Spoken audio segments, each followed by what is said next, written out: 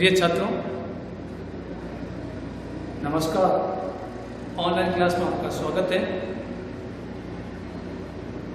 देखिए छात्रों, पूर्व कलांश में हमने मगध साम्राज्य के अंतर्गत जो मुख्य पात्र हैं बिम्बिसार, उनकी पत्नी वासवी, उनकी दूसरी पत्नी छलना के व्यक्तित्व के बारे में अध्ययन किया था।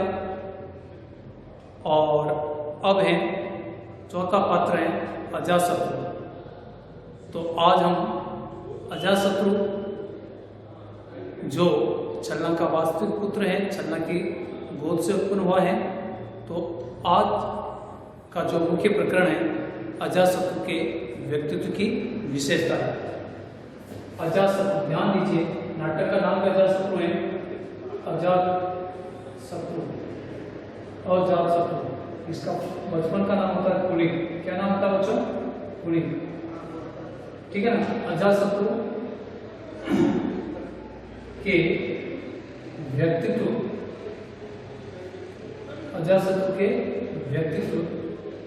की विशेषता है।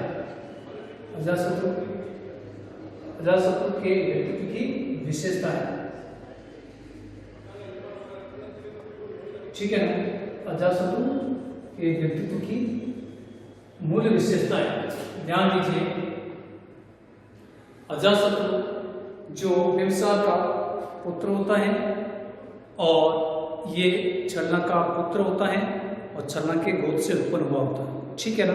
इसका बचपन का नाम कुणिक होता है, ठीक है।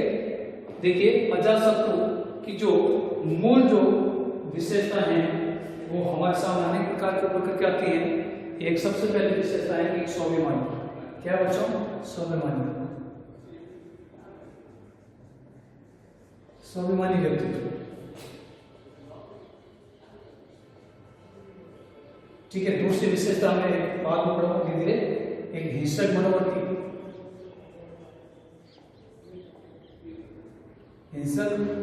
मनोवर्ती या दूसरे कह सकते हैं हिंसा में विश्वास रखने वाला, हिंसा में विश्वास रखने वाला,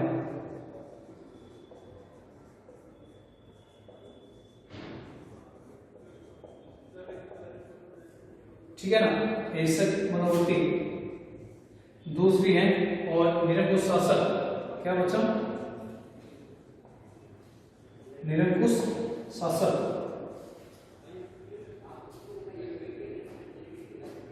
निरंकुश शासक।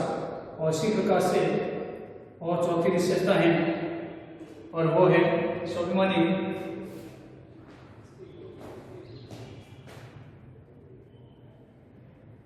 वीर पराक्रमी व्यक्ति, वीर पराक्रमी व्यक्तित्व, वीर पराक्रमी व्यक्तित्व, वीर पराक्रमी व्यक्तित्व,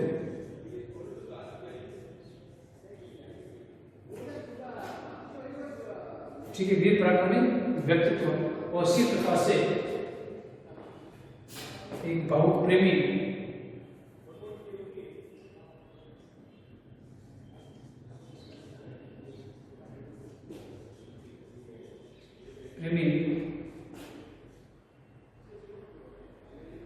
या प्रणय भावना,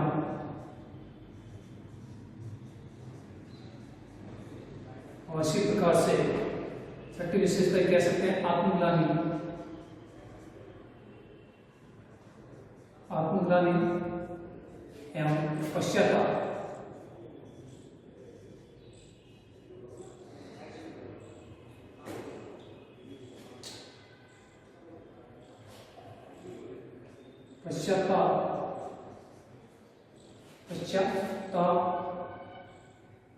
आत्मग्लानि पश्चाताप भावना, ठीक है ना। ये इनकी मूल विशेषता है, ध्यान रखने की बात है। अजातशत्रु या कुणिक के व्यक्तित्व जो मूल विशेषता है स्वाभिमानी व्यक्तित्व। अजातशत्रु अपनी माँ के और देवदत्त के कहने में आकर उनके व्यक्तित्व की जो मूल विशेषताएं आती हैं व्यक्तित्व की, वो स्वाभिमानी भावना है। ध्यान देने की बात है कि जब वो प्रशासक बनता है या शासक बनता है तो उनके मामा पड़ोसी राज्य ठीक है ना, कौशल नरेश प्रसेनजीत उस पर आक्रमण कर लेते हैं। और आक्रमण करने का मूल कारण यह है कि जब वो अपने पिता से राजगद्दी छीन लेता और राजगद्दी पर बैठ जाता तो उसके मामा प्रसेनजीत क्रोधित हो जाते हैं और क्रोधित होकर के उनके जो पिता द्वारा अपने जीजा को दहेज के रूप में जो कांसी राज्य दिया जाता है वो उनसे छीन लेता है और कांसी के लोगों को मगध के सम्राट को कर देने के लिए मना कर देने के लिए कहता है कि वहाँ कर नहीं देना, क्योंकि वो साम्राज्य मेरे पिता द्वारा दिया था वो मेरा है, ठीक है ना, वहाँ पर कर देने की आवश्यकता नहीं है। जब काशी के लोगों द्वारा कर अजातशत्रु को नहीं दिया जाने लगा तो अजातशत्रु क्रोधित हो जाता है और वो वापस अपने मामा पर आक्रमण करता है।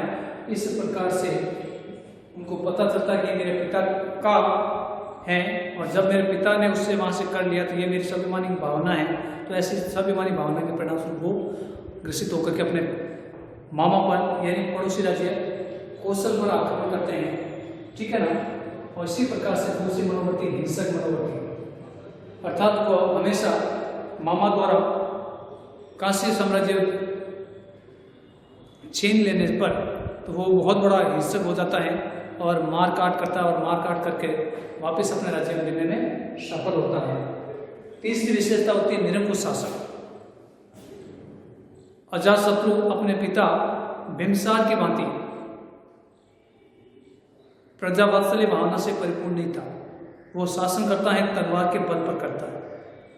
वो उनके शासन व्यवस्था के परिणाम उसके शासनकाल में जनता भय से आक्रस्त हो जाती है, आक्रांता हो जाती है भय में, और वो शासन सिर्फ निरंकुश रूप से करते हैं, अपनी इच्छा अनुसार शासन करते हैं। इस प्रकार से जनता में हमेशा भय, असंतोष और अराजकता का वातावरण फैला रहता है। और इस आधार पर हम कह सकते हैं, और इतना ही नहीं, वो काशी में जाकर के वहाँ के लोगों पर, ठीक है ना, वो काशी में जाकर वहाँ के लोगों को भी प्रताड़ित करता है और अपने राजा अपने मामा के प्रति भी, और इतना ही नहीं अपने पिता और माता के प्रति भी, अपने गौतम बुद्ध के प्रति भी वो अनेक प्रकार के दुर्व्यवहार कहीं करता दिखाई देता है।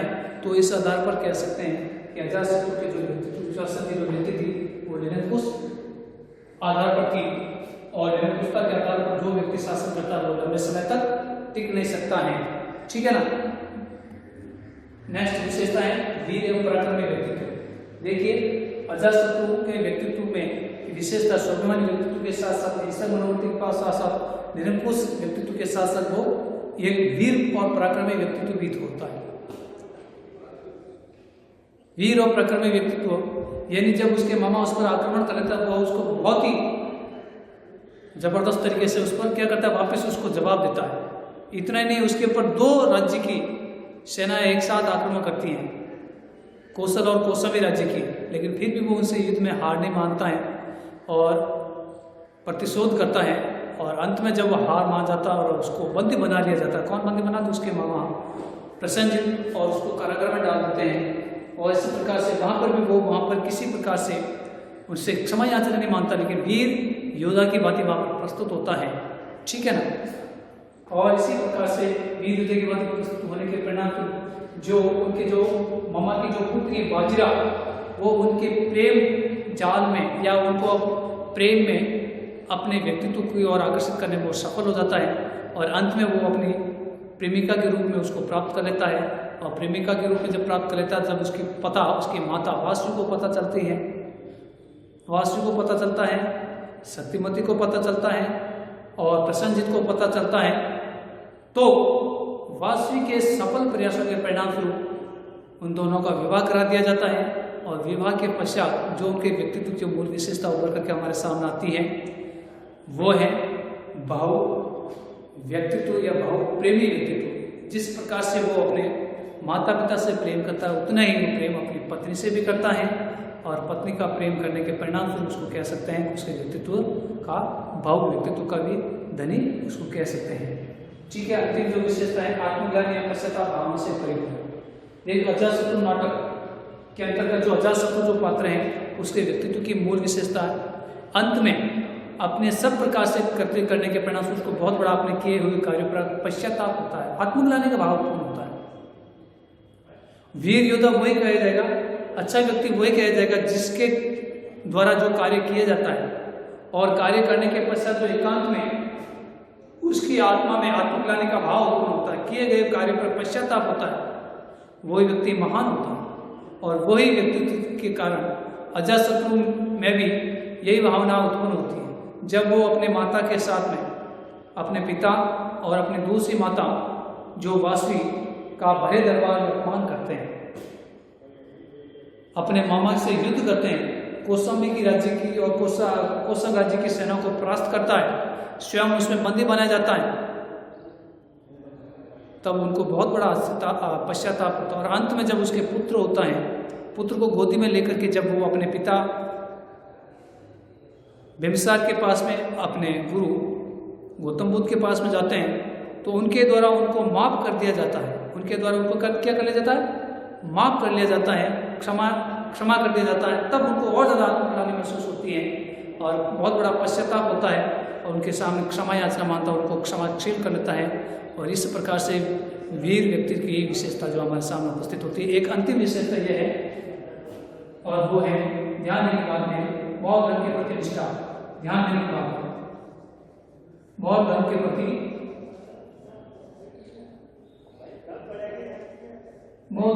निष्ठा। बौद्ध धर्म के प्रति निष्ठा। देखिए, गौतम बुद्ध एक ऐसे पात्र हैं, एक ऐसे व्यक्तित्व के धनी जो धर्म की आड़ में या धर्म की यानी अहिंसा के मार्ग पर चलकर के सभी साम्राज्य में शांति स्थापित करने में एक धार्मिक व्यक्तित्व के रूप में हमारे सामने उभर करके आते हैं, जो तीनों राज्यों में शांति स्थापित करने में सफल प्रयास करते हैं। जब गौतम बुद्ध के प्रयास के द्वारा उनके पिता बिम्बिसार और उसकी माता वासवी गौतम अजातशत्रु को साम्राज्य सुपुर्द करके वो अलग हो जाते हैं और स्वयं बौद्ध धर्म को स्वीकार कर लेते हैं, बौद्ध धर्म में परिणत हो जाते हैं। तो पिता द्वारा माता द्वारा गौतम बुद्ध के प्रति निष्ठा भाव रखने के परिणाम स्वरूप वो स्वयं भी उनके प्रति क्षमा याचना मांगता है और अंत समय वो बौद्ध धर्म को स्वीकार कर लेता है और बौद्ध धर्म को राज्य का धर्म स्थापित कर लेता है। राज्य का धर्म भी बौद्ध धर्म को स्वीकार कर लेता है। इस प्रकार से पिता और माता द्वारा बौद्ध धर्म स्वीकार करने के साथ स्वयं द्वारा भी स्वीकार कर लिया जाता है और बौद्ध धर्म के प्रति अगाध निष्ठा रखता है। अतः इन विशेषताओं के आधार पर कह सकते हैं कि अजातशत्रु भी नाटक के अंतर्गत जो अजातशत्रु जो पात्र हैं उनके व्यक्तित्व की विशेषता भी जो जहाँ तक हम अध्ययन की दृष्टि से देखते हैं बहुत ही अच्छी हैं और जो एक पात्र में होनी चाहिए वो विशेषता इसमें भी है। अतः जहाँ तक मैं समझता हूँ कि आपको अजातशत्रु के व्यक्तित्व की जो मूल विशेषता है आपको समझ में आ गई होगी। धन्यवाद।